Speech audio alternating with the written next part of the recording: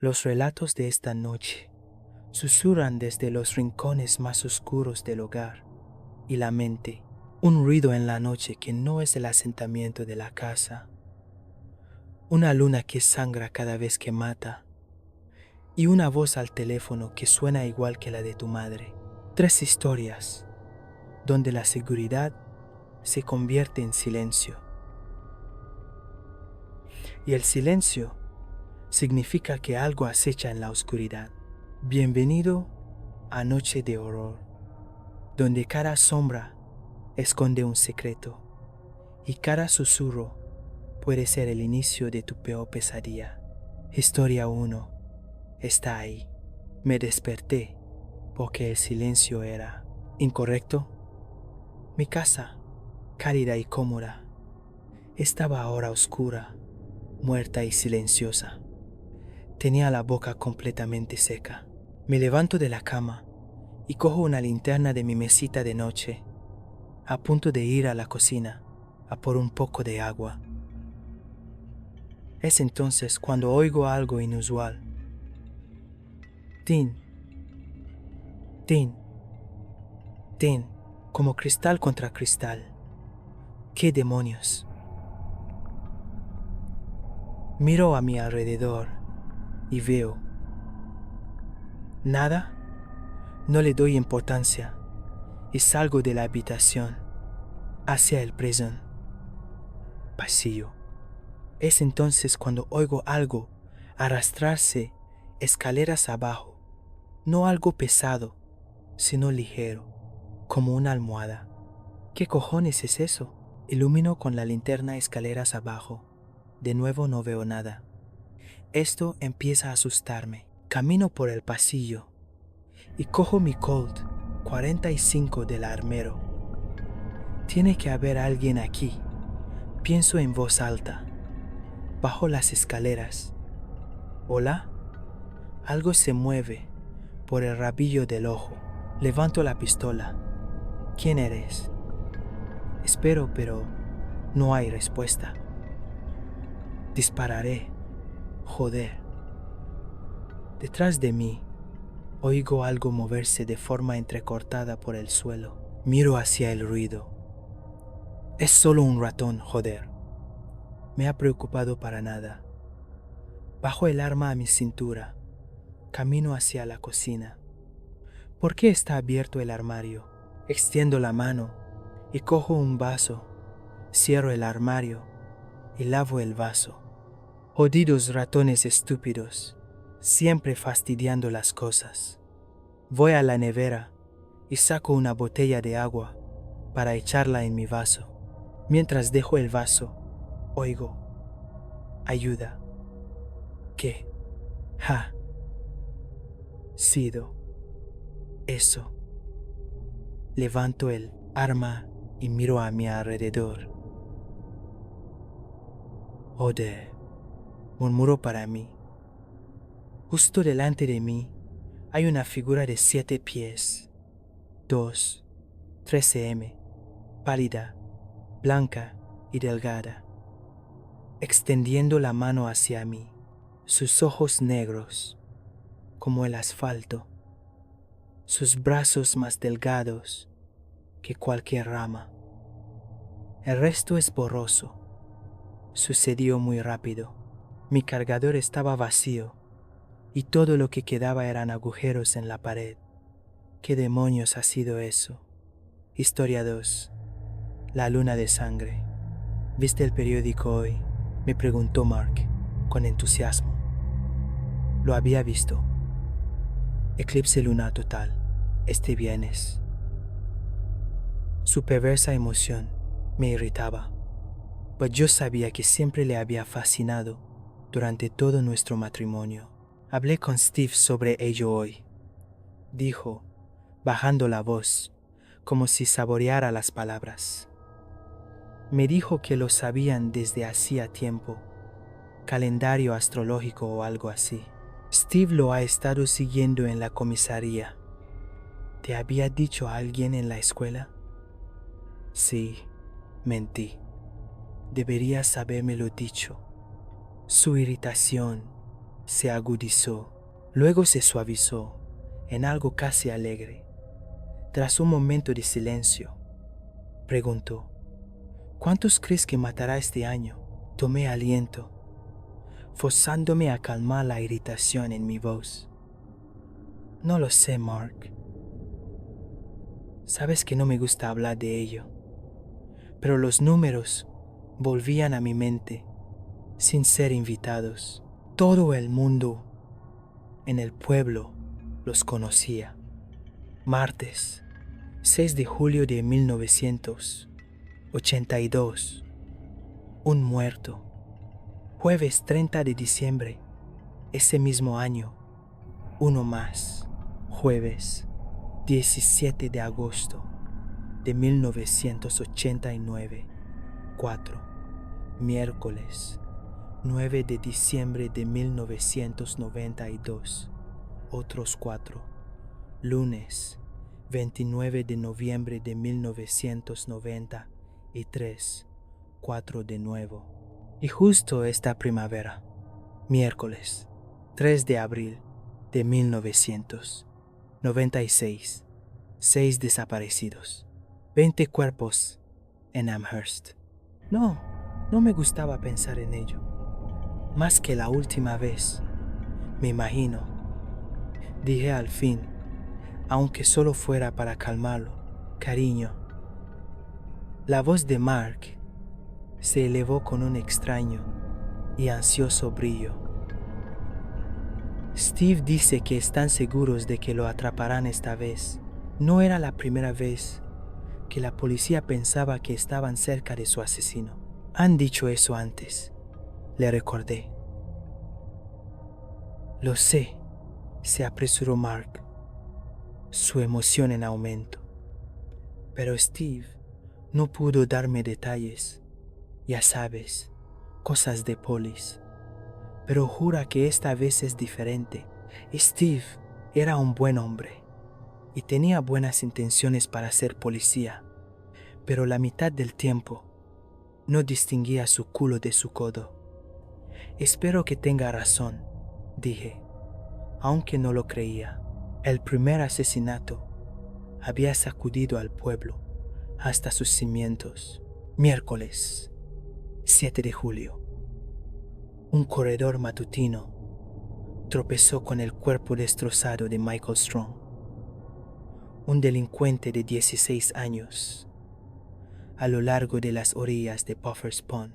Le habían cortado la garganta tan profundamente que su cabeza estaba casi separada. La pura brutalidad sugería a alguien que lo conocía.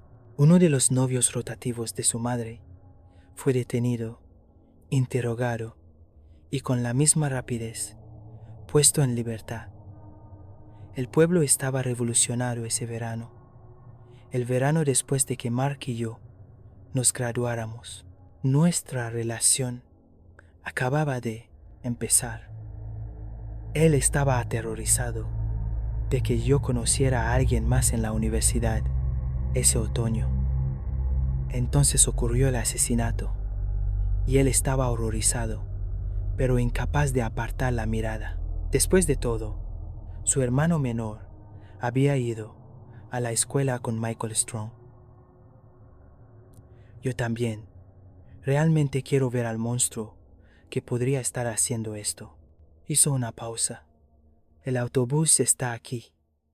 Dile a Shar que la quiero. Lo haré. Te quiero. Yo también te quiero. Te veré esta noche. Era difícil creer que Sharon ya tuviera 7 años. 2 de agosto de 1989. Todavía el día más duro de mi vida.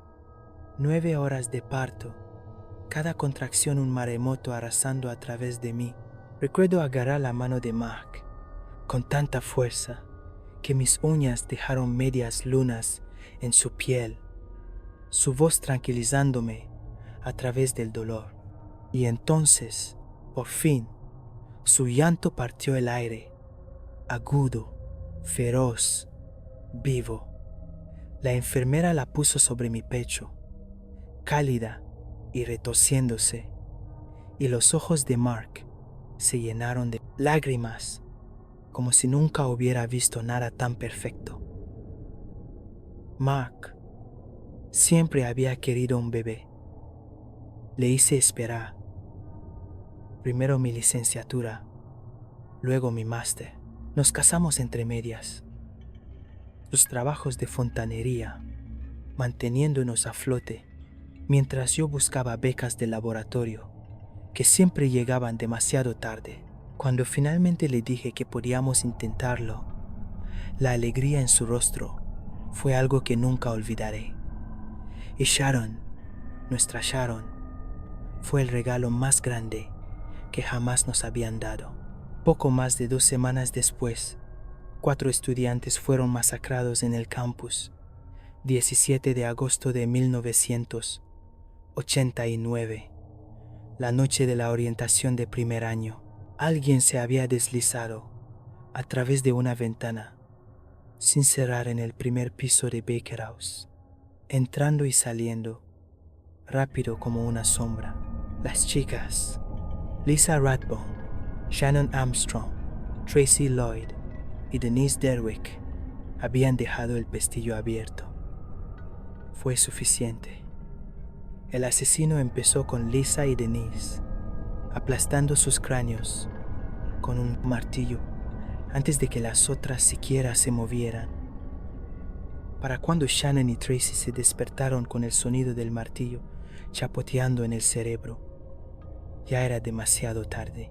Sus gritos rasgaron la residencia, resonando por los pasillos, pero el caos de la orientación y el eclipse lunar que había atraído a tantos estudiantes fuera impidió que llegara la ayuda. Para cuando alguien forzó la puerta, la habitación era un matadero. Lisa y Denise yacían irreconocibles. Shannon no estaba en mucho mejor estado. Tracy todavía estaba viva, apenas, su cuerpo temblando mientras entraba en un coma del que nunca despertaría. Mark estaba horrorizado, y yo, si no hubiera sido por el embarazo, podría haber estado allí esa noche, trabajando. Esa fue la primera vez que alguien empezó a susurrar sobre el patrón, sobre cómo podría no ser una coincidencia en absoluto el asesinato de Michael Strong y luego el de Chelsea Murphy.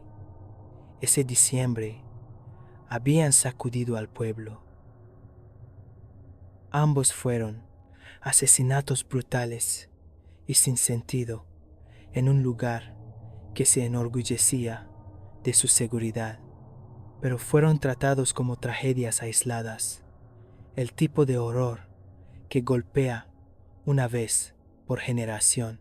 Nadie, al menos no abiertamente, habló del hecho de que ambas muertes habían ocurrido en noches de eclipse lunar. Mark afirmaría más tarde que después del asesinato de Murphy, supo que el asesino solo atacaba bajo un eclipse. Pero yo sabía que mentía. Él no lo había visto. Yo sí, lo reconocí inmediatamente, aunque nunca se lo dije, a su favor. Después del segundo asesinato, fue rápido en llamarlo por su nombre, un asesino en serie. Sin embargo, eran principios de los 80, y cada crimen brutal era obra de un asesino en serie, hasta que pasaron meses, luego años, y el miedo se atenuó. Incluso Mark lo dejó escapar de su mente. Hasta el 89, entonces, todo cambió. Eché hacia atrás mi silla, abrí el cajón inferior de mi archivador y el calendario astrológico me miró. Viernes 27 de septiembre. El papel olía débilmente a polvo y café viejo, las esquinas suavizadas por años de ser manoseadas. No había sido una coincidencia que Michael Strong y Chelsea Murphy fueran asesinados bajo eclipses lunares. Los eclipses totales que cruzaban Amherst coincidían con asesinatos. Los eclipses que no pasaban por el pueblo, no. Los eclipses parciales no producían nada. Durante un tiempo, dejé que la duda se colara.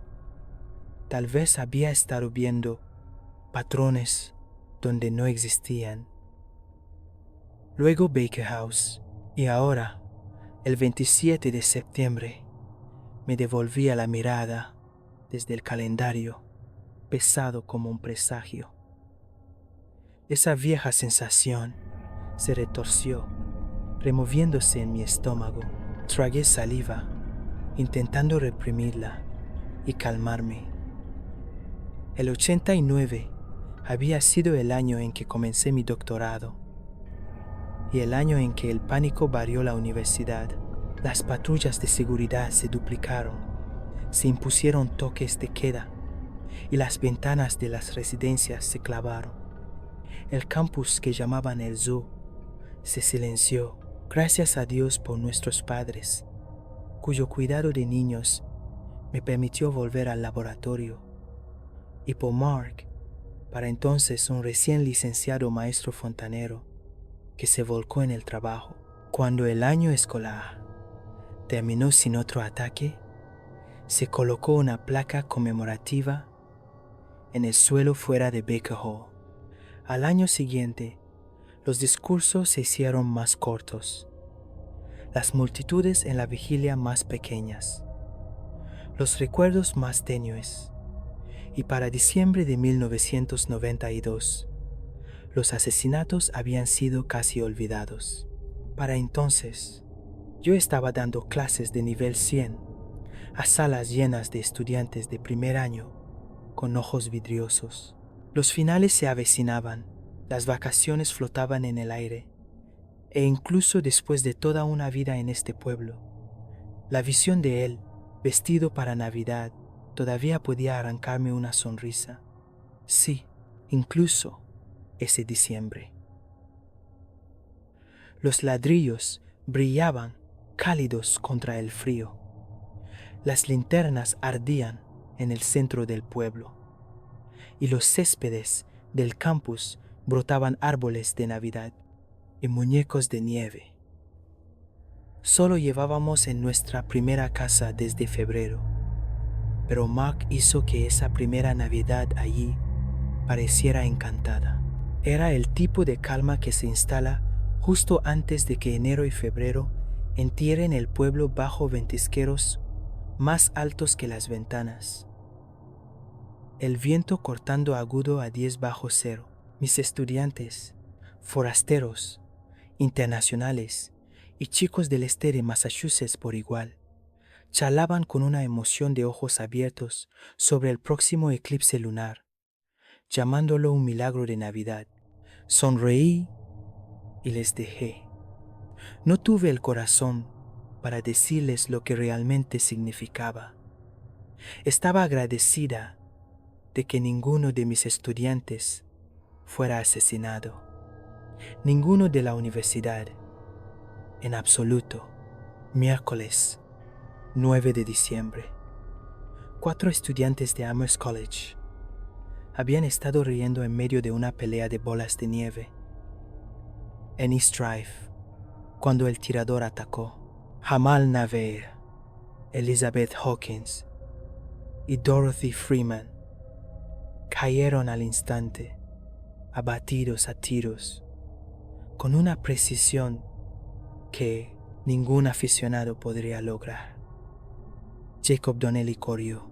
El tirador le alcanzó en el hombro, lo derribó en la nieve, y mientras él rogaba y suplicaba, le puso una última bala en la cabeza, al estilo de una ejecución.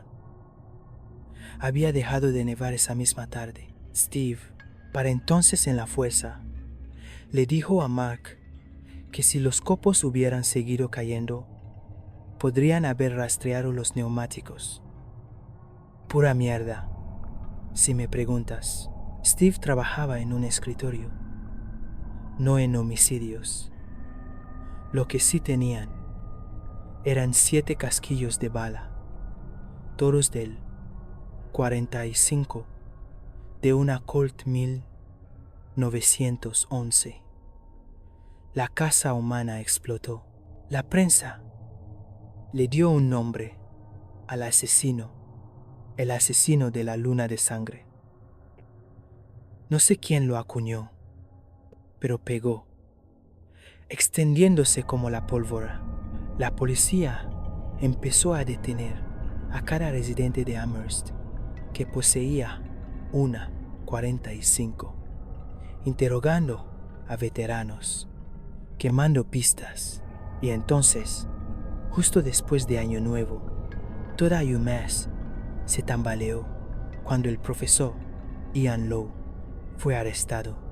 Un veterano, su pistola de servicio convenientemente desaparecida, su esposa negándose a confirmar su coartada. Mark estaba atónito. Habíamos cenado en casa de Lowe apenas unas semanas antes, en acción de gracias. Trató de salvar las apariencias, insistiendo en que Lowe siempre le había caído mal. Los hombres atractivos a menudo lo hacían. El juicio comenzó ese junio. Un circo en toda regla. Los reporteros inundaron el tribunal de distrito de Hampshire, el oeste de Massachusetts. Nunca había visto nada igual. La policía, la fiscalía, toda la comunidad creía que tenían a su hombre. Lowe había vivido en Amherst desde el 78. Era grande, estaba en forma, era un veterano. Su arma había desaparecido. No podía explicar eso. Intentaron vincularle los 10 asesinatos.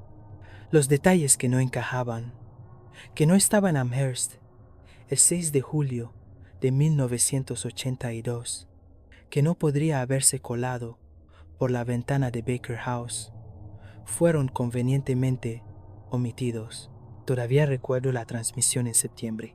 Sharon jugaba con Mark en la alfombra mientras yo veía las noticias. La defensa había presentado un nuevo testigo, la estudiante de posgrado, Kelly Horan. La conocía. Sabía de su relación con Lowe. Sabía de sus relaciones con ayudantes de cátedra, con personal, con cualquiera que le guiñara un ojo. No pasó mucho tiempo antes de que el caso de la fiscalía comenzara a deshilacharse, pero a medida que se acercaba noviembre y se aproximaba el siguiente eclipse lunar anticipado, el pueblo contuvo la respiración. De una forma u otra, descubriríamos si el asesino de la luna de sangre ya estaba bajo custodia o seguía suelto. Lunes 29 de noviembre de 1993. La luna se había oscurecido hasta el tono más profundo que jamás había visto. Luna de sangre es un nombre inapropiado. Generalmente es de un naranja apagado, pero esa noche era casi roja, brillando como un carbón, encendido mientras conducía a casa bajo ella. La gente decía que el eclipse duró 1 hora. En verdad, fueron 46.7 minutos. Cuando entré, Mark me dio la noticia. 4 muertos más. 2 estudiantes habían sido asesinados justo al norte del campus, cerca de Fairfield Street, al aire libre, mirando la luna. Riley Tompkins y Sarah Jacobs. A Riley le habían clavado un cuchillo en la parte posterior de la garganta, la hoja clavada tan profundamente que atravesó donde había estado su nuez. Sarah había soltado un grito horrible mientras corría, pero fue silenciada por una sola bala de una Colt 45. La bala entró justo en la unión del cuello y el hombro, desgarrando músculo, arteria y hueso. Debería haberla matado. No lo hizo. El asesino terminó el trabajo pisoteando su cráneo. Un vecino, Ken Williams, de 56 años, había oído el disparo y salido con su propio revólver, esperando ayudar. En lugar de eso, se encontró con el asesino limpiando materia cerebral de las suelas de sus botas en el bordillo. Ken recibió un solo disparo encima del ojo izquierdo. Cayó al instante. El asesino, entonces, se dirigió de nuevo hacia la universidad. El estudiante de posgrado Li Xiu acababa de salir del laboratorio de ciencias de la vida. No corrió. Recibió una bala en el pecho. Cayó donde estaba y nunca más se levantó. Mark había estado horrorizado. ¿Cómo podría no estarlo? Yo trabajaba justo ahí. Yo también estaba horrorizada, aunque por una razón diferente.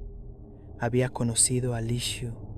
Había sido un estudiante excepcional, callado, preciso, cortés. Su trabajo en el laboratorio meticuloso. El profesor Lo fue liberado poco después. Su matrimonio se disolvió y se mudó lejos de Amherst. El pueblo apenas susurró su nombre de nuevo. Steve le contó a Mark. El resto una noche tomando cervezas en la mesa de nuestra cocina, mientras yo aguzaba el oído desde la otra habitación. Las imágenes de CCTV habían captado un poco, pero no lo suficiente. Li Xiu deteniéndose fuera del edificio de ciencias de la vida, saludando a alguien fuera de cámara, luego bajando la mano en confusión. Una fracción de segundo antes de que el disparo le atravesara el pecho. Steve admitió que creía que el asesino era un estudiante. No había habido sospechosos reales, ni rastro que seguir, solo un cuerpo en el pavimento, un medio saludo congelado en el tiempo y un solo casquillo del 45 dejado atrás. En un movimiento que sorprendió a todos, la universidad cerró sus puertas y envió a estudiantes y profesores a casa. La prensa los destrozó por ello. Después de todo, ¿no se había vuelto obvio para entonces que el asesino solo atacaba durante los eclipses? Enviar a todos lejos era poco más que teatro. Peor aún, la policía aprobó la decisión antes de darse cuenta de que podrían haber devuelto al asesino a cualquier pueblo natal del que proviniera. Todo el mundo podía verlo. Estaban desesperados, dando palos de ciego, tan perdidos como el resto de nosotros. Mark, mientras tanto, estaba paralizado, asombrado, horrorizado, fascinado, como si no pudiera apartar la mirada de un fuego, e incluso mientras consumía todo a su alrededor. A mí me quedó algo más, las mismas secuelas vacías que siempre seguían. Un dolor de cabeza punzante, agudo y agrio como una resaca, un entumecimiento creciente que embotaba los bordes del pensamiento, y debajo de todo, la aplastante futilidad de saber que volvería a suceder. Después de esas 4 muertes, el frenesí del pueblo se atenuó, los titulares se encogieron, las noticias nocturnas siguieron adelante, y las charlas en los pasillos de las tiendas de comestibles se desvanecieron en silencio. El caso se enfrió, otro nudo sin resolver consignado al rumor. La universidad, ansiosa por lavarse las manos, erigió otra placa, esta vez justo al lado de Governor's Drive, por los 3 estudiantes perdidos. Ninguna mención de Ken Williams, un hombre de mediana edad, no tenía el mismo peso que estudiantes con futuros por delante. Su nombre se deslizó en el silencio, una nota a pie de página, si acaso eso. Meses sin eclipse se convirtieron en años. Sharon empezó la escuela y la vida encontró su extraño ritmo de nuevo. Mi carrera en la academia comenzó a tomar impulso justo cuando el negocio de fontanería de Mark despegó. Construimos una vida que parecía, desde fuera, casi envidiable. Una casa ordenada, trabajo estable, risas en la mesa de la cena. Mark anhelaba otro hijo, un varón, dijo, para equilibrar la balanza. Logré disuadirlo, escudándome en la excusa de mi carrera. Becas, investigación, conferencias. Le dije que necesitaba tiempo, pero la verdad era más simple y mucho más oscura. No podía imaginar traer otro hijo a un mundo donde el aire mismo parecía embrujado, donde las sombras regresaban cada vez que la luna ardía roja. Un hijo era suficiente, uno ya era demasiado para arriesgar. Casi 3 años enteros pasaron. Nos habíamos mudado a una casa más grande y bonita en Pine Hollow. Irónicamente, justo al final de la calle donde Michael Strong había sido masacrado años antes. El vecindario cerca de Puffer's Pond estaba tranquilo ahora, limpio de memoria. Aunque yo nunca podría olvidarlo del todo, me enteré en el trabajo, papeles y conferencias apilándose uno encima del otro, hasta que marzo se coló casi sin darme cuenta. Fue entonces cuando la sensación familiar regresó, instalándose en mí con un peso que no podía ni sacudir ni nombrar. Comenzaba en las entrañas, un roer hueco. No era dolor exactamente, sino un vacío. Mi piel se sentía inquieta, mi sangre se aceleraba, mis pensamientos se volvían irregulares. Había aprendido a reconocerlo con los años, aunque ninguna explicación seguía jamás. Siempre era lo mismo, una agitación lenta y voraz que me dejaba inquieta en mi propio cuerpo, como si me hubieran vaciado y reemplazado con algo que ansiaba más de lo que yo podría dar jamás. El miércoles 3 de abril trajo consigo un destello de esperanza. El eclipse de ese día pasaría desapercibido, tragado por el cielo de la tarde, y algunos susurraban que tal vez, esta vez, Amherst se salvaría. Pero la esperanza, como cualquier otra ilusión, se disolvió rápidamente. La policía y la Guardia Nacional patrullaban en masa, apostados en cada esquina y agrupados en parejas por todo el campus. Diablos, por todo el pueblo. Su presencia era ruidosa, visible, destinada a tranquilizar, y sin embargo, dejaba puntos ciegos lo suficientemente grandes como para que un cuerpo se deslizara a través de ellos. El asesino hizo exactamente eso. Entraron sin ser vistos en el Mullins Center, donde la vida continuaba como si nada pudiera pasar bajo tanta vigilancia.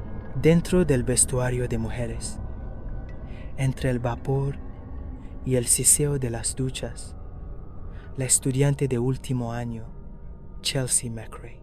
El arma era simple, doméstica, no más grande que un cuchillo de cena, pero lo suficientemente afilada como para atravesar el hueso. Fue clavada hacia arriba con tal fuerza que la hoja se alojó hasta la empuñadura en su mandíbula, aprisionando su grito donde comenzaba. El agua seguía corriendo, las cortinas echadas, el vapor arremolinándose perezosamente por la habitación alicatada. Durante varios largos minutos, Su cuerpo no fue descubierto. La escena oculta a plena vista, mientras el asesino se escabullía. Solo cuando otra chica corrió la cortina, después de ver sangre, el silencio finalmente se rompió y el aire se llenó con el griterío que nunca te abandona una vez que lo has oído. Estudiantes y personal salieron en masa del Mullins Center en una oleada ciega, cuerpos chocando, voces chillando, mientras las autoridades tropezaban consigo mismas para acordonar las salidas, para empujar hacia adentro, para simplemente dar sentido al caos. En medio de todo ese gentío, el asesino se movió sin ser notado. Su mano tembló contra la empuñadura de la 45 oculta, un impulso casi incontrolable de disparar contra la multitud. ¿Por qué no lo hicieron? Quizás algún reflejo primario de autoconservación intervino. El instinto que generalmente los impulsaba hacia adelante, por una vez, los había frenado. En lugar de eso, se deslizaron hacia la planta física. Dentro, los trabajadores continuaban, casi ajenos a la conmoción exterior, el rugido ahogado de la multitud apenas llegándoles. Un hombre, Devon Wade, incluso detuvo al asesino para preguntar qué estaba pasando. Pasaron a su lado sin decir palabra. Segundos después, dentro, comenzó la matanza. Robert McMillan fue el primero, un solo disparo debajo del ojo derecho, limpio, clínico, y cayó sin siquiera un grito. El sonido atrajo a Kevin Farty desde una puerta lateral. Se congeló al verlo, el cuerpo de Robert extendido en el suelo, el arma ya girando hacia él, y solo logró soltar un no ahogado antes de que la bala se enterrara en su pecho. Detrás del asesino se abrió otra puerta. Devon Wade de nuevo. El mismo hombre que había preguntado tan casualmente un momento antes por qué había venido, corriendo así a los disparos. Tal vez el sonido estaba amortiguado. Tal vez el caos exterior lo distrajo. Cualquiera que fuera la razón, duró solo un suspiro. Una bala alcanzó su cuello, enviándolo tambaleándose, las manos presionadas contra la herida, mientras la sangre brotaba en grandes chorros húmedos. Se desplomó, gorgoteando en el suelo. El asesino siguió adelante. En un armario de suministros, Javier Madera fue descubierto acurrucado en un ovillo, susurrando en un inglés acentuado. Por favor, fue la única palabra que logró decir, antes de que la 45 le abriera el cráneo, pintando las estanterías detrás de él. En el extremo más alejado de la planta, un parpadeo de movimiento delató a Raymond Gibson.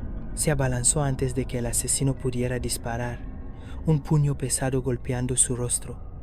El arma se disparó, la bala rozando su muslo, pero Gibson estaba construido como un muro y se abalanzó con fuerza bruta. Una mano masiva se cerró alrededor de la garganta del asesino. La otra arrancó la pistola. Por un momento pareció que había terminado, pero el asesino de la luna de sangre no se sostenía por límites humanos. En ese frenesí, arañaron hacia abajo con su mano libre, las uñas rasgando tela y carne, abriendo el escroto de Gibson en un movimiento salvaje y animal. Su grito fue primario, reflexivo, y su agarre flaqueó. El asesino agarró la 45, empujó el cañón contra su cráneo y disparó. Hueso y materia cerebral salpicaron la pared. Gibson se derrumbó, finalmente quieto. La planta quedó en silencio, salvo por el eco del goteo del agua, el polvo asentándose y el leve siseo de la sangre acumulándose en el hormigón. El asesino se movió solo por instinto, saliendo de la planta con la cautela de un depredador, pegándose a las sombras, bordeando los edificios donde había cámaras montadas. La sangre se aferraba a su piel, empapaba su ropa, se endurecía en su cabello. Debería haberlos hecho visibles para cualquiera con ojos. Y en verdad, la gente sí vio. Las caras se giraron, las miradas se detuvieron, pero nadie intervino. En el caos, ¿quién se interpondría frente a una mujer de 1,60 m, 5'3", goteando rojo, cuando el asesino todavía andaba suelto? Llegaron a su coche sin oposición, las manos temblando solo cuando la llave se deslizó en el contacto. Esa misma fuerza, sin nombre, que había impulsado la masacre, los empujó hacia adelante por Long Plain Road, donde se desviaron y se metieron en el arroyo. El agua estaba glacial, cortante, pero ningún shock se registró. La carne se entumeció mientras la sangre se desprendía, flotando río abajo en cintas de color rojo negruzco. Se desnudaron, se pusieron ropa de gimnasio manchada de una bolsa de lona y cargaron su atuendo arruinado con piedras antes de hundirlo en la corriente. Luego de vuelta al coche, hacia el norte, el volante temblando bajo su agarre. Arriba, la luna de sangre se cernía, madura, hinchada, más profunda que el óxido. Imposible no mirar fijamente. Imposible no sentir el hambre aliviarse, el cuerpo acomodándose en el silencioso temblor de la saciedad. Para cuando llegaron a Bested Franklin, la llamada se había hecho. La voz frenética de un esposo al otro lado, exigiendo saber qué había pasado. Ella lo calmó en tonos firmes. Explicó que solo había quedado atrapada en la estampida en el Mullins Center. Un codo en el ojo, un antebrazo en la garganta, el aplastamiento de cuerpos en fuga. Eso, dijo, era por lo que tenía un ojo morado, los anillos oscuros alrededor de su cuello, la conmoción cerebral golpeando a través de su cráneo. La conmoción cerebral justificaba el viaje al norte. Los médicos no estaban convencidos, no del todo. Sus expresiones parpadearon con dura, notando las costuras en su historia. Pero estaba herida, estaba temblando, era una víctima. Eso era suficiente. El mundo se inclina hacia la explicación más simple y nadie miró más de cerca. Y realmente, ¿quién podría culpar a una mujer por la histeria después de escapar del asesino de la luna de sangre? Nunca vuelvo en mí, realmente hasta la mañana siguiente. Los bordes de la noche llegan primero, fragmentos, impresiones, y solo con la luz del día, la memoria se congela en algo que puedo sostener, sin que se me escape entre los dedos. Con los años, esos fragmentos se han multiplicado. Donde una vez hubo un agujero negro, ahora hay una serie de imágenes irregulares que puedo unir como el brutal collage de un niño.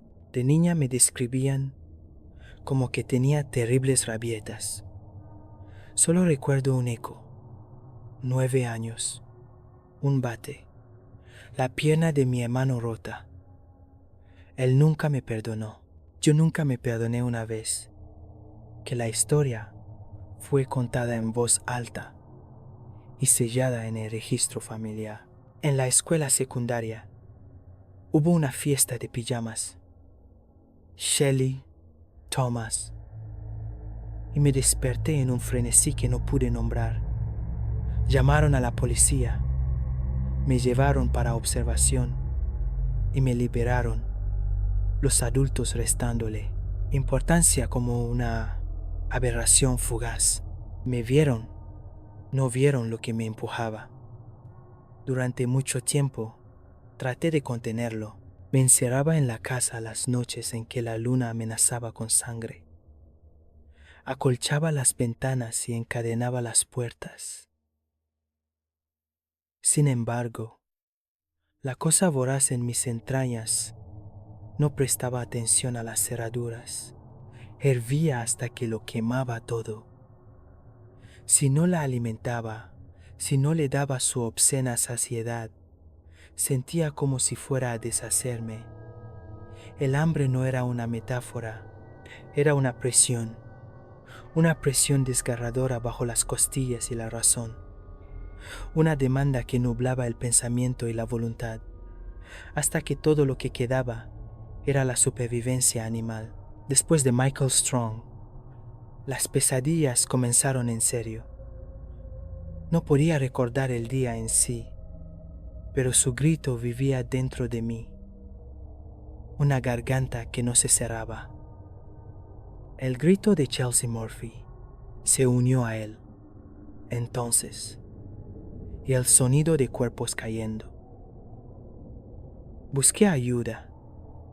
Me senté en las consultas de los terapeutas e intenté explicar el vértigo de pavor que se apoderaba de mí en ciertas noches.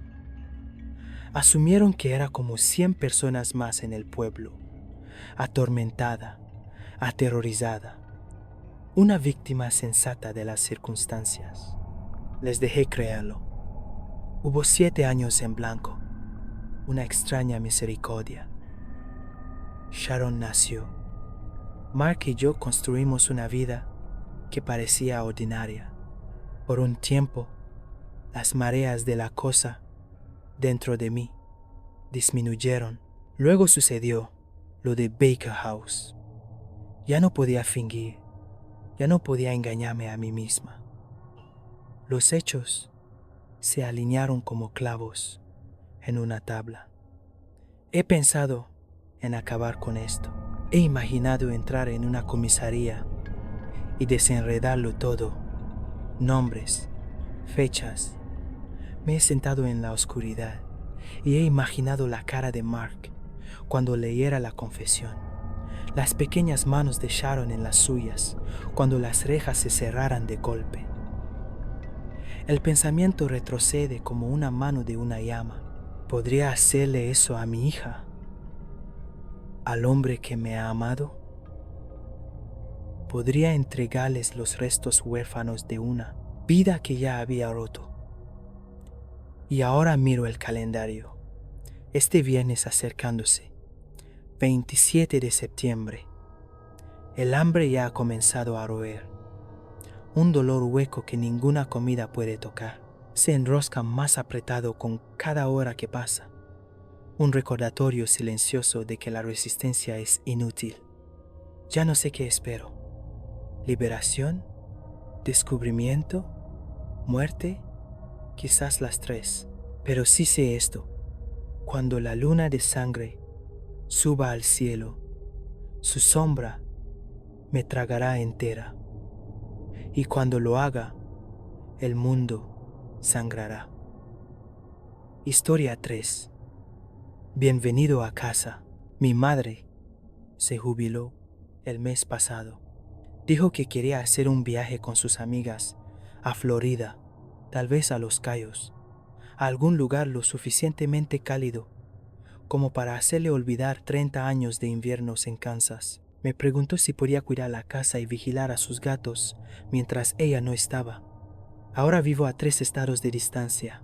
Me mudé allí y conseguí un trabajo decente en una gran corporación en la ciudad después de la universidad. Aún así, le debía al menos eso. Me envió un mensaje de texto sobre dónde encontrar la llave de repuesto. Dijo que ya se había ido. En realidad, nunca la vi. Solo un mensaje. Gracias, cariño.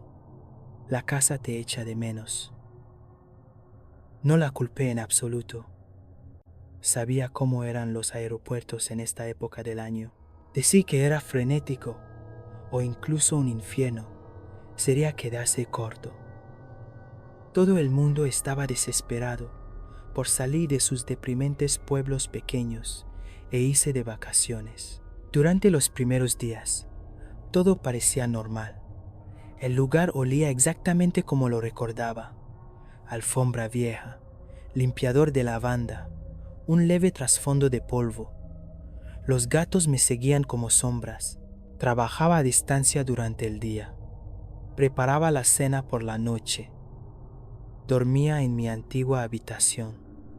A veces me sorprendía, esperando que mi padre entrara con una cerveza y el mando de la tele. Se había ido desde el año pasado. Todavía recuerdo a la policía y luego a mi madre llamándome accidente de casa. Esas palabras no me habían sonado bien desde entonces. Su cuerpo nunca fue recuperado. Aún así, no era normal que fuera a casa de vez en cuando. Generalmente solo también. Mentiría si dijera que fue una completa sorpresa, que la mentalidad de no necesito a nadie, desafortunadamente, lo alcanzara. Supuse que esa era probablemente otra razón por la que este viaje era tan importante para mi madre. Ha estado completamente angustiada. Quizás este era exactamente el escape que necesitaba, aunque solo fuera temporalmente. Al tercer día, noté que faltaba un vaso del armario.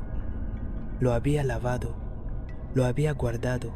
A la mañana siguiente, uno de los marcos de fotos de mamá había desaparecido del pasillo. Luego, un paño de cocina.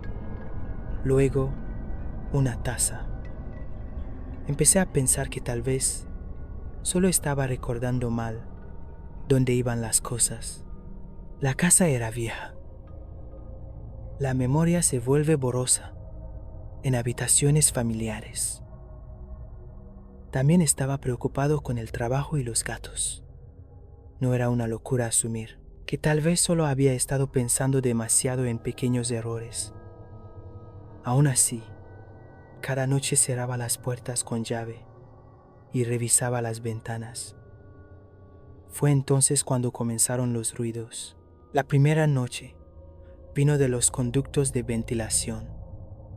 Un golpeteo suave, luego un raspado, como algo arrastrándose por el metal. La siguiente, desde el sótano, un golpe ahogado, luego silencio. Los gatos bufaban a la puerta que llevaba ahí abajo, con el pelo erizado. Inmediatamente lo descarté. Tuberías viejas, mapaches, presión de aire. Cualquier explicación que no fuera embrujada o alguien está dentro de la casa. Aún así, no podía quitarme este pavor nauseabundo y profundamente oscuro que simplemente se instalaba en mi estómago. Para la quinta noche, no podía dormir en absoluto. Seguía oyendo movimientos silenciosos como susurros bajo el suelo, directamente debajo de mi cama.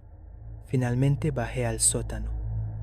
El aire era más frío que el resto de la casa, pesado y húmedo. Las bombillas zumbaban débilmente sobre mi cabeza. Se veía igual que lo recordaba. Estanterías apiladas con latas de pintura y cajas de adornos navideños, pero entonces había una sección de la pared que no reconocía. Un montón de lonas viejas y madera podrida se apoyaba contra ella, casi como si hubieran sido colocadas para cubrir algo. Cuando las moví, una estrecha grieta atravesaba los cimientos, apenas lo suficientemente ancha como para arrastrarse a través de ella. y el olor vil y pútrido golpeó como un tren de carga, solo comparable a carne podrida dejada al sol. Dentro de una bolsa de aguas residuales en descomposición, me cubrí la boca con arcadas e intentando mantener la compostura con los ojos ahora escociendo por las lágrimas inducidas por la repulsión, apuntando mi linterna hacia adentro. El haz de luz cortó a través del polvo y las telarañas. Parecía como si esta habitación nunca hubiera sido limpiada o ni siquiera tocada en realidad. Algo brilló. Metal. Una hebilla de cinturón. Me arrastré lo suficiente como para verlo.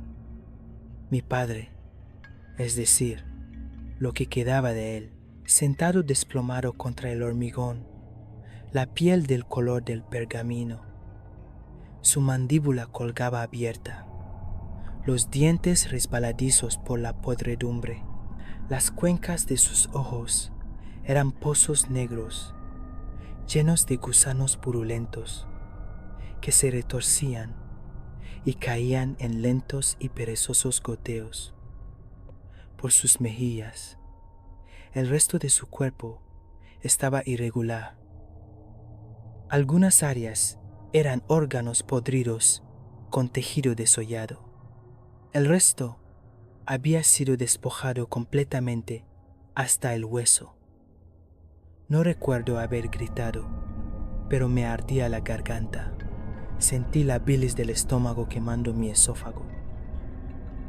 Me arrastré hacia atrás, prácticamente saltando fuera de mi propia piel, volcando cajas y jadeando en busca de aire. Mi cabeza daba vueltas, como si estuviera en un tío vivo. Estaba ardiendo por todas partes, pero sentía como si me hubiera golpeado el hielo. Mi teléfono se resbaló de mi mano y cayó, ruidosamente, al suelo, junto a la grieta. Corrí hacia las escaleras, marcando el número de mi madre con dedos temblorosos. Ni siquiera sabía si podría hablar, pero seguro que no podía formar un pensamiento coherente. El teléfono sonó una vez, 2 veces. Entonces sonó otro teléfono, no a través del altavoz, dentro de la casa. El sonido venía del otro lado del sótano. Me congelé. ¿Mamá?, dije temblando. ¿Estaba en casa temprano? ¿Abajo en el sótano conmigo todo este tiempo? Debe haber sido una puta broma macabra. Caminé hacia el otro lado, con cautela.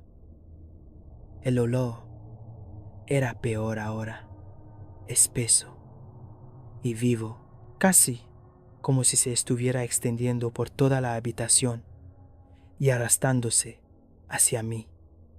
Mi linterna, atenuándose y apagándose, brillaba débilmente cerca de la grieta, y junto a ella algo más, otro cuerpo, mi madre. Su piel era gris, sus ojos hundidos, la boca fija en el mismo jadeo, horrorizado y congelado. El teléfono en su mano vibró, la pantalla iluminada con mi nombre. Acurrucado junto a ella había un hombre que nunca había visto. Pelo largo, fibroso y empapado de grasa, ojos amarillos, inyectados en sangre, enloquecidos, labios secos, estirados, en una sonrisa anormalmente grande y agrietada. Cogió el teléfono, se lo llevó a la oreja, tosiendo y aclarando la voz, luego suavizándola, casi hasta el tono de una anciana. Luego, con la voz perfecta de mi madre, dijo: «Hola, Daniel». No podía moverme. Se puso de pie, lentamente, convirtiéndose en una figura enorme, un cuchillo ensangrentado en la mano, su sonrisa temblando con una risa que no sonaba humana. «Bienvenido a casa», se abalanzó. Grité. La linterna se hizo añicos y todo se volvió oscuro. Esto fue noche de horror. Si sobreviviste a estas historias, suscríbete, porque lo más aterrador aún está por llegar.